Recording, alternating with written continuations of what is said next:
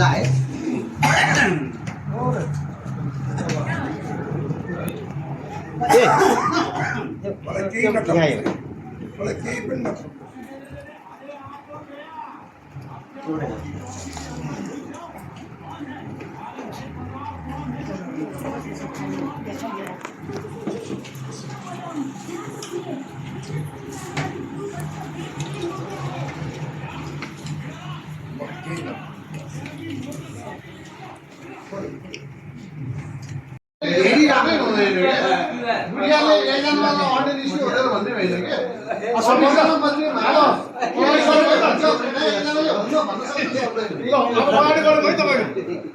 कसैले अलिक के कुरा छ भन्नुलाई अहिले हाललाई चाहिँ तपाईँ के अरे 25,000 पहिला उठाउँ हैन।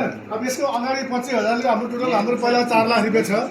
अब अहिले उठ्छ हाम्रो तपाईको 6 लाख रुपैयाँ टोटल 10 लाख रुपैयाँ हुन्छ। 10 लाख रुपैयाँ मध्येमा अब फिस कति राख्ने 1 लाख रुपैयाँ तल्के राख्ने कि 9 लाख रुपैयाँ फिस राख्ने कि त्यो हिसाब किताब राखौँ हैन। मेरो विचारमा के अलिकति 50,000 रुपैयाँ राखौँ खर्च होइन बचतमा 50,000 1 लाख 1 लाख जति चल्तीमा राख्नु 1 लाख रुपैयाँ चल्ती राख्ने 9 लाख रुपैयाँ फिक्समा हाल्दिउँ।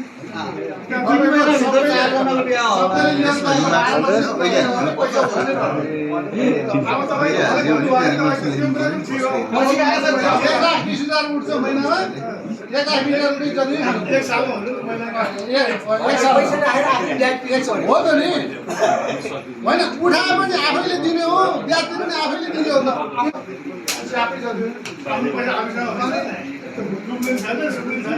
त्यो पैसा 10 लाख लिएर पूजा